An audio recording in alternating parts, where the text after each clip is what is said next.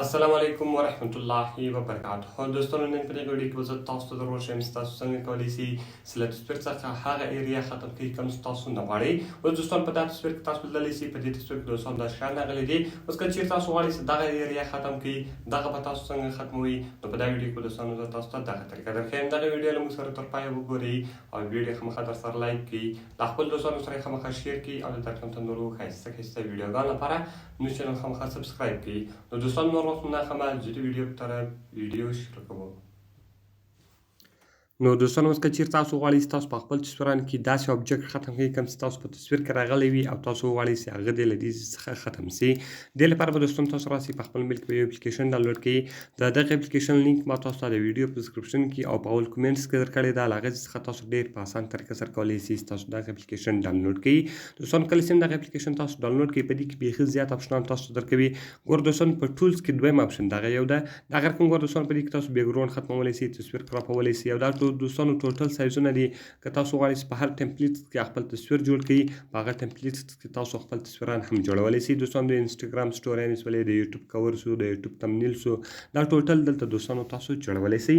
نو دلته به دوستان تاسو راسئ په دویم اپشن، په ټولز کې دویم اپشن ریټوچ، دلته به دوستان تاسو په دې باندې کلیک وکړئ. دغه رقم دوستانو زه غواړم چې له یو تصویر څخه ایریا ختم کړم، یو شی کې راغلی ده، زه غواړم چې هغه له هغه تصویر څخه ختم کړم. دلته به دوستانو صرف تاسو راسئ، هغه تصویر به سلیکټ کړئ. نو ګوره دوستانو زه راغلم، دا تصویر مې سلیکټ کړئ. اوس زه غواړم چې په دغه تصویر کې دا کوم پلیران چې دي پلیران دې ختم شي. نو دوستان په بروش کې دلته تاسو د بروش سایز غټولی او کوچنی کولی شئ. نو دلته دوستانو زه د بروش سایز 2 ساتم. دغه رقم دوستان تاسو راسئ په دا پلیرانو باندې دوستانو دا رقم لیکه کش کړئ. اوس ګوره دوستانو په دې پلیر ما لیکه کش کړه، دوستانو هغه پلیر ختم شو. په دا بل مې لیکه کش کړه، هغه پلیر پسې ختم شو. دا بل پسې ختم شو دوستانو.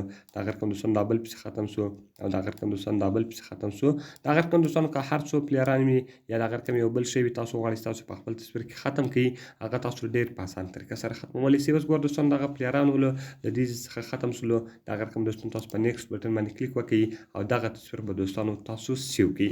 نو کله چې ګوره دوستان دغه تصویر تاسو سیو کړئ، بیا به په دې تصویر کې دا پلیران نه وي. نو دوستانو اوس تاسو ډېر په اسان طریقه سره کولی شئ تاسو په خپل تصویر کې هغه ایریا ختم کړئ کوم چې تاسو نه غواړئ چې هغه دې ستاسو په تصویر کې وي.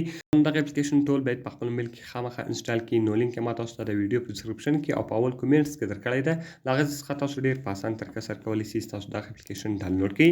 نو دوستانو که ویډیو خوښ شوي ویډیو خامخا در سره لایک کړئ، له خپلو دوستانو سره یې خامخا شیر کړئ او د درکم ته نورو ښایسته ښایسته ویډیوګانو لپاره زموږ چینل خامخا سبسکرایب کړئ. نو دوستانو ملاوي په نورو ښایسته ښایسته ویډیوګانو کې په دعاګانو کې مې یاد ساتئ. د خدای په امان.